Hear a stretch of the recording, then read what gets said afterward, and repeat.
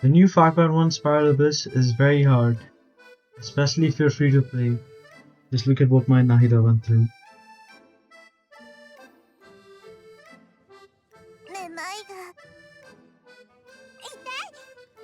I somehow managed to clear it with 12 different characters, 6 different teams, and most importantly without Furina, Bennet, Arlecchino, or Neuvillette. So stay tuned to see some of the weird builds and weird teams that I used to clear this abyss. Okay, so chamber 1 is probably the hardest chamber because the first half these guys move around so much and it gets quite annoying after a while, and as you can see the team is pretty scuffed to say at the best. Like, is the dreaded Raiden Hyper Bloom team. It is kind of weird because I have Kushinobu, I have RH2 as well. I still am forced to use Raiden because I don't have the resources to level up Kuki yet. And Raiden was already at 90 and all she needed was just a good EM build. As you can see at the start, I kind of tried to do something called edge baiting.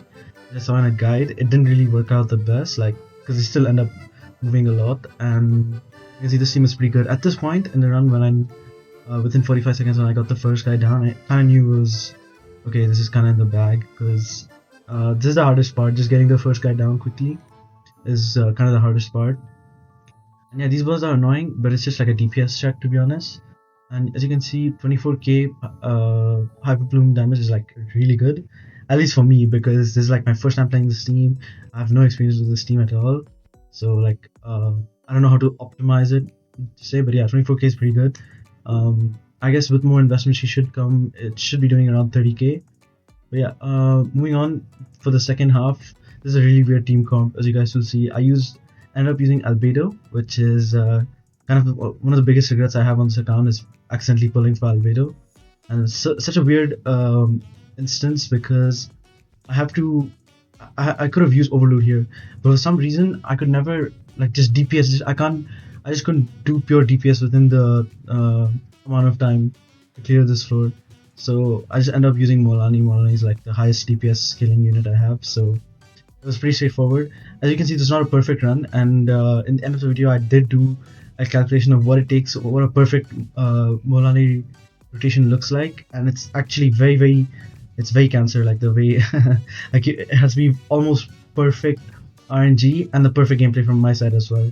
So yeah, it's pretty lucky run, to be honest.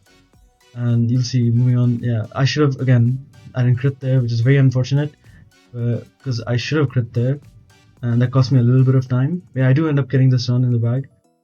As you can see, Albedo shreds a lot with his ult. Damn, his learn is pretty sick. Yeah, again, I have no ER, so I was just like, I'll just go to Molani and pray.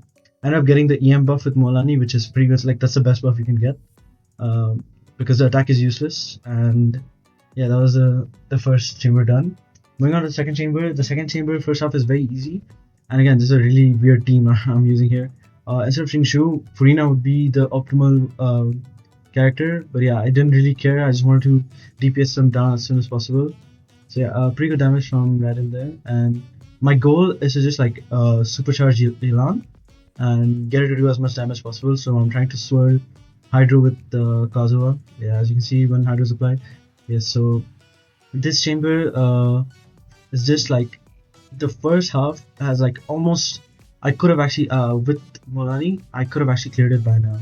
I know that sounds kind of insane, but yeah, like it's pretty easy. This first half is pretty easy. I do end up taking a little more time here than I kind of need to, but yeah, I was just trying to prepare ults, which I found out later is kind of a huge mistake. Yeah, so this team is also, this is the best possible Molani team I can have. I know Candice would be slightly better, but this is my my Mona C1, and she has pretty good investment. So yeah, I'm just trying to get the shield down. This boss has very high HP, and the only way I could DPS it down is by using this Molani team. And as you can see, like once the shield is down, his windows of when the shield will reactivate again are super random. So there's so much RNG. And again, I didn't crit there, which is like, it's so painful if you don't crit as Molani, and most of the times they reset. I don't know why I didn't reset here, but as you can see, like once I hit that, once the ult hit and crit as well, I kind of knew, okay, this run is probably could be the one. I had a lot of time moving forward. And yeah, I'm just trying to go get the shield down again. So I have a very non-standard, like I have a Shangling build that I use with Raiden, and the Shangling build I use with in this team is quite different. So in this team, I'm going only for ER. I don't care. She has no set bonus, nothing like that. She's just going purely for energy charge. Pretty good hits there, and I got pretty lucky with the Witsit buff as well. Yeah, he ends up staying here for a longer time. I could have just switched to Shangling, put Guava down, and use Molani again, but I think I kind of knew that this run is in the bag at this point as well, because I had so much time. I had like 30 seconds, and all I need to do is just ult with Molani. And I didn't quite expect that Molani's ult will do this much damage. It does a crazy amount of damage right now. So yeah, I would say this is like the most.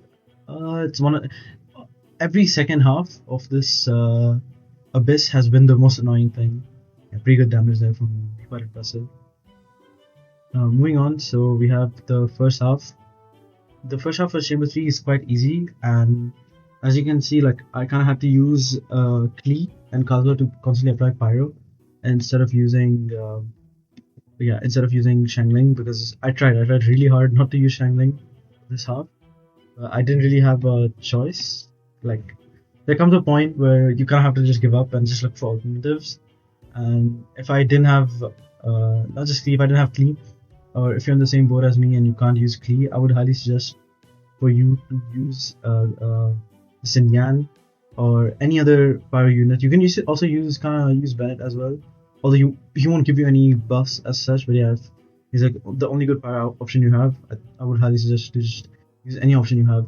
And moving on to the second half, the second half is quite cringe because I'm using Overload team, and instead of using Bennet, I replaced Bennet with Fischl, and my Fischl is kind of mid, to be honest, because I don't have 4-piece golden troop yet. I just started farming that set, and in the past few days I've been trying my best to get like a 4-piece. I have an insane, you'll see in the build, but yeah, I have an insane Goblet and Sans Hunter, but not even one good flower feather for her yet. But yeah, pretty good damage here from the team. And Chevreuse is my go-to, I can't lie. I love her a lot. Like she does she does a huge job just to carry this team.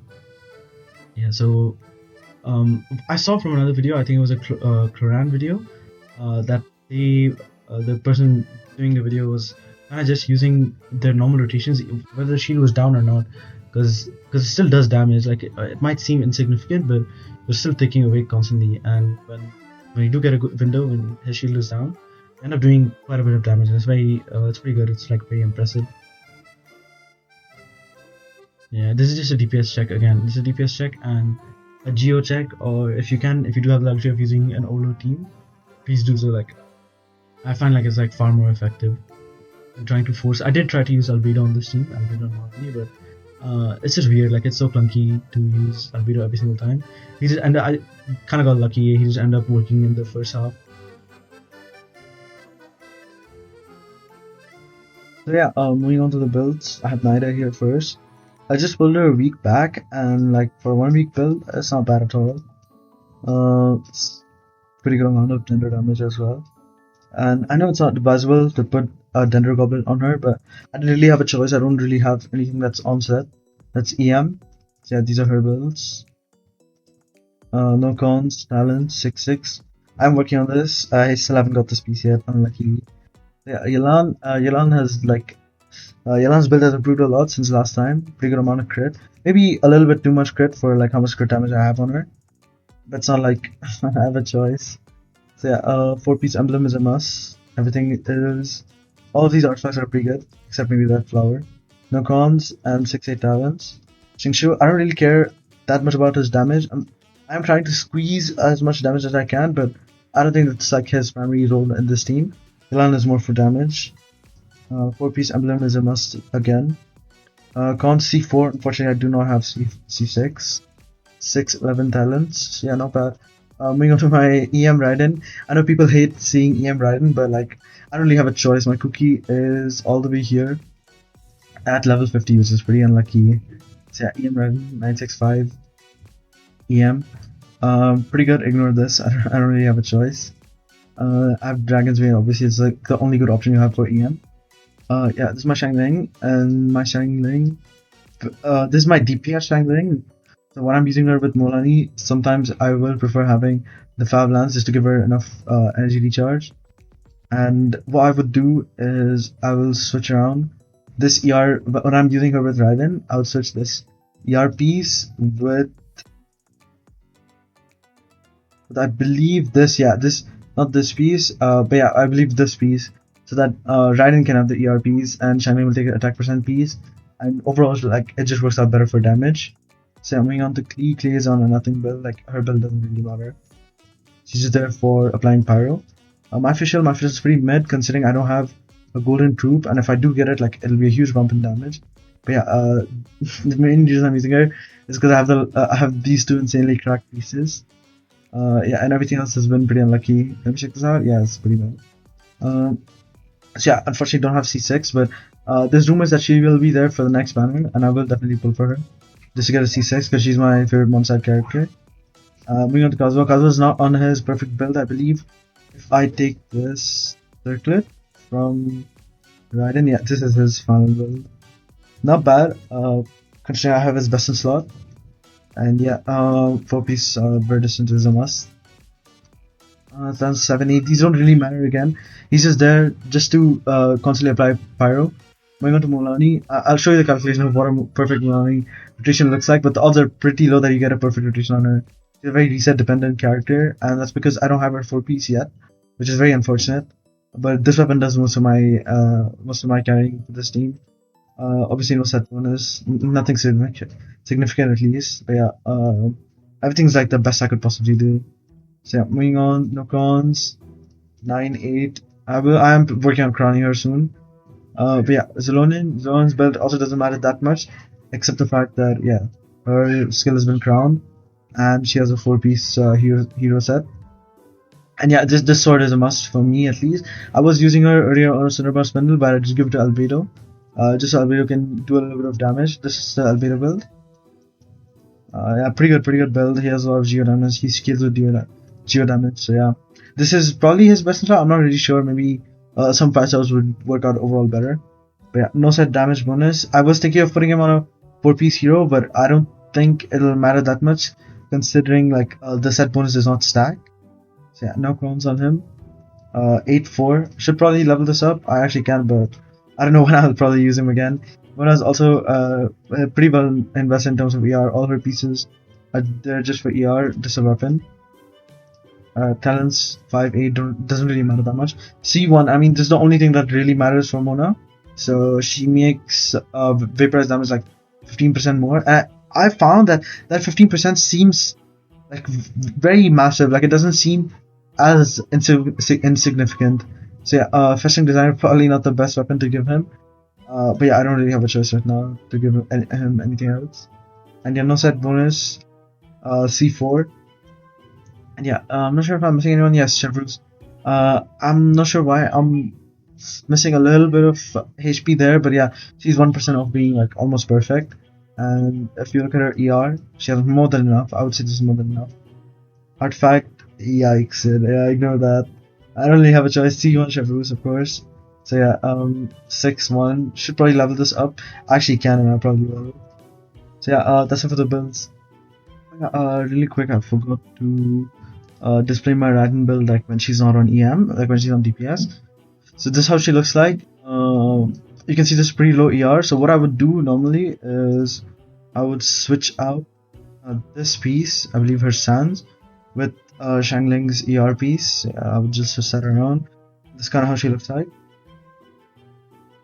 Yeah, and she'll get, obviously, like, she's not in the team or something like that, I believe, but yeah, she'll get a lot more electro damage bonus, and like I've found that this overall gives like a way better scaling. Like it just works out better. Like I end up doing more damage with both Raiden and Shangling, and I almost always use them together. Like if I'm not using like EM Raiden, but yeah, pretty good. I just crowned her burst recently, so yeah.